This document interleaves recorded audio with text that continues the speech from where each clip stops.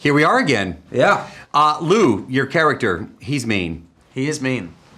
And you know, he's a complicated guy.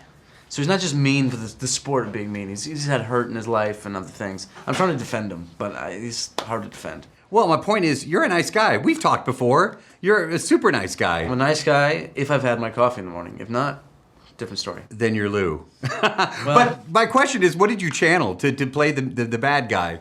You know, to be honest, Jim Carrey was kind of an influence. I obviously just doing voiceover work was new for me, but some of the range in his voice as an actor and the way he uses his voice and kind of the reactions he has to certain scenarios, especially in films like Liar Liar and things like that. Like I tried to channel some of that into the voice, and when Lou loses his cool, that was a big inspiration. I like hearing that. That's cool. It is what you've done voice acting before.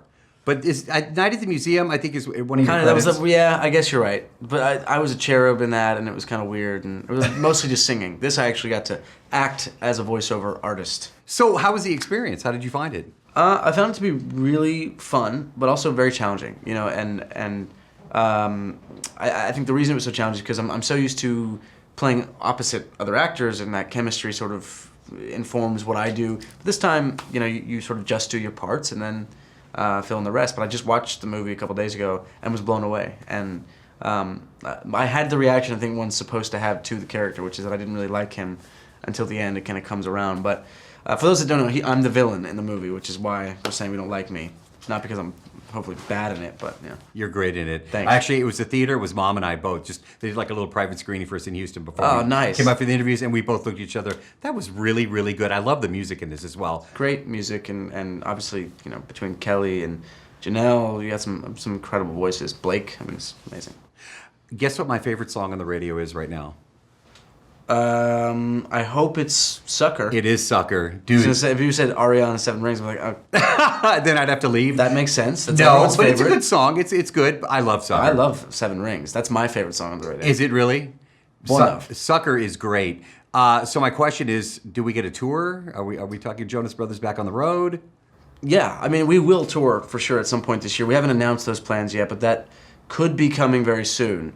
See, it's always frustrating. Like, I'm not allowed to say anything. I know that things are coming, but until the steps have been taken to announce it, I can't say, or I'll be in trouble by my brothers. But we will be touring. There'll be an album. The reaction to this music's been unbelievable, and we're so thankful that people stuck around and still kind of like what we're doing.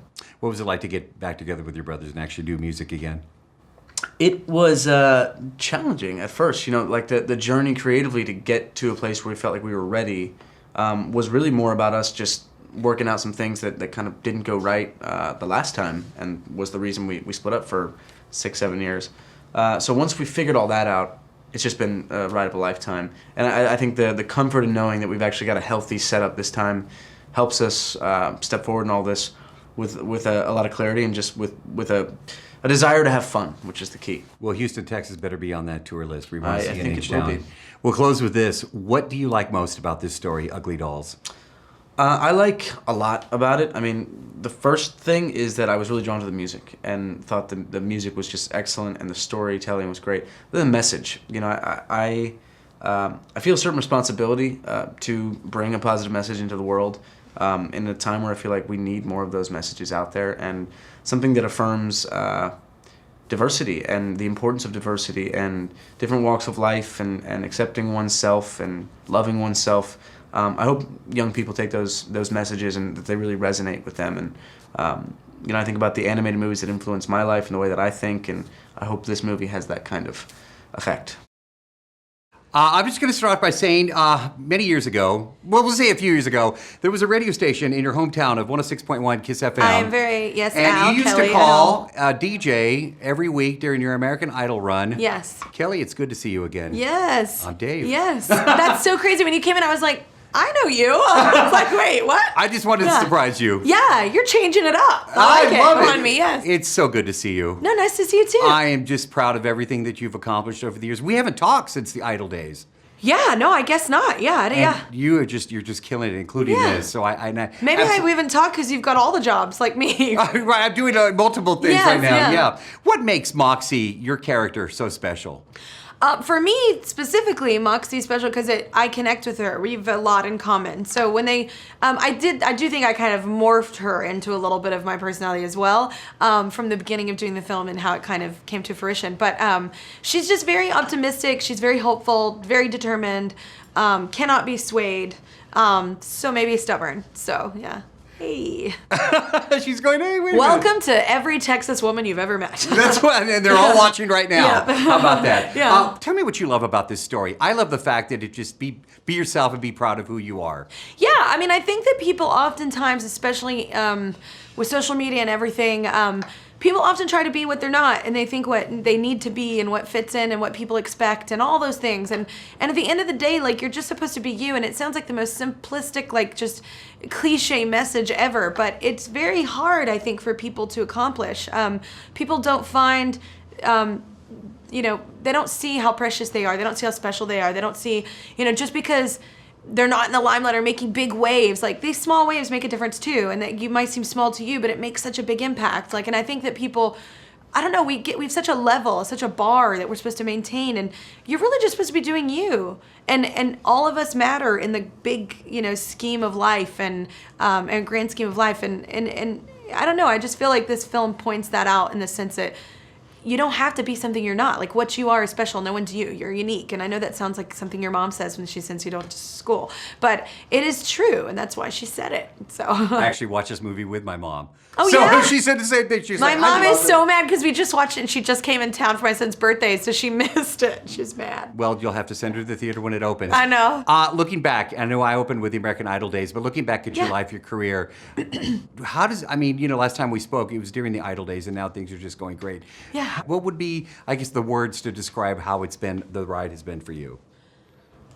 You know what? It's adventurous, I think, is the word I would say. Because every adventure isn't exactly great, but it gets you to that next point. And some of them are outstanding. Some of the moments are outstanding. But my husband and I really do wake up because we're both native Texans that grew up with virtually nothing. And so it's, we always talk to each other every morning, like, literally, like, it's almost every morning going, can you believe, like, we live in this house and, like, this is our life and, like, we're going to do this today for work? Like, like, how lucky are we? Like, so many people want to do this, and we're super lucky and blessed, and that really we live a very blessed and grateful life. You've worked really hard for it, and you deserve We it. do work really hard. Happy birthday, April 24th, and Yeah. it's great to see you again. And my son's was yesterday. He's 3. Aww. Yeah.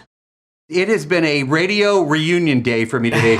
Just saw Kelly Clarkson. She used to call me on the request line. That's at crazy. Kiss in Dallas when she was on American Idol. And you and I go back to our Houston, Texas days. H-Town already. That lunch at Papacito's before this all started. Yep. And let me tell you, that food is so good that you got to be careful. And when you eat that right there, you got to be ready to go to sleep. We're going to pull this clip and send it to Papacito's and get Tell free them, food hey, for thank life. you guys so much. I appreciate it. H-Town Papacito, you know what it is. Now you're really getting me. You're getting me some hookups right there. I love that. Hey man, I love seeing you voice. You've done some voice acting before, but this is a big character, a big role. Yes. I love seeing that. Why do we love Ugly Dog? Well, the reason that for one, Ugly Dog runs parallel to, that guy in Pitbull, Mr. 305, Mr. Worldwide, Armando Cristian Perez, that guy.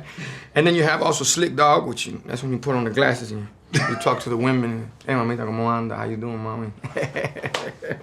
So as you can see, I had a lot of fun doing this.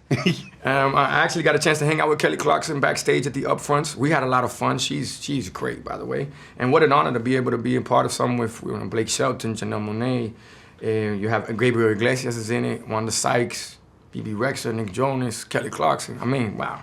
It is quite a lineup. Yeah. And the music's fun too. Yeah. I really love the music, and I love the message. For Yes. me, it's real positive. Tell me what you like about that. That is exactly why I got involved with the project and partnered up with UglyDolls, because I feel that right now in society, this is the perfect message, perfect timing to let everybody know perfect doesn't exist.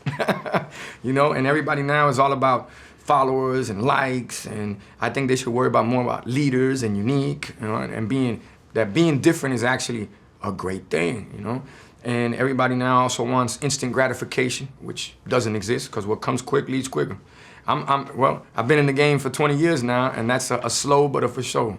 I wasn't going to age us, by the way. No, I wasn't going to say when that lunch happened, but you got to throw it out there, Pitbull. Hey, I love man, that. 20 years in the game, you know, that's an honor. It's a blessing. It is. You know, thank you guys. Without y'all, there is no Pitbull. And see, since then, I've actually left radio, and now look what I'm doing. There you this go. Television, Fox 26. So, Congrats. Thank you, sir. Thank you. Did my last radio show about 2 years ago. Yeah, well, you did it at the right time. Let me Did tell it you. at the right way? Okay. I love your energy, and you've always been energetic. Thank you. Rodeo Houston, we've seen you on that stage. Yeah. What drives you before you take the stage? I mean, I love your man. live shows. Tell me what drives you. Well, for one, life. You know, I mean, every day above ground is a great day. And I tell you in that record with Time of Our Lives and Neo. And what drives me right before stage, it's the magic formula of a little bit of Voli 305 vodka with some water and some lime. You're getting all kind of free stuff for us today. Tito's, we'll give a plug for that. No, but I mean, I just, what goes through your head before you take the stage and deliver the shows that you do? What goes through my head is I'm always appreciative, man. I'm going, wow, look what we're about to do, especially like at the rodeo in H-Town when I mean, so many people there with so much great energy and they're just waiting for you to go up there and give it to them, you know? So to me, that's the trophy. When you get a chance to see people having a good time, enjoying, singing the records with you, because that's what you worked, you know, and pardon my French, but you worked your ass off for. And how many people told you no? How many people told you this will never work, this ain't a hit, I don't like the look, I don't like the style, I don't like this.